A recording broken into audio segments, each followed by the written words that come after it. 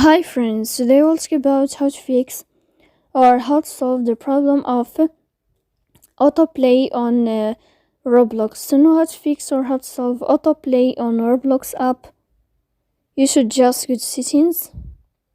Here you can click on apps, default apps, app settings. Then you will enter to the window or to the app of Roblox and you can click. After that you can click on first stop and you can click OK. Here we'll enter to the window of storage. Then you can click clear cache. Don't click clear data because that can cause you errors or can delete your account. Here you can go to Play Store.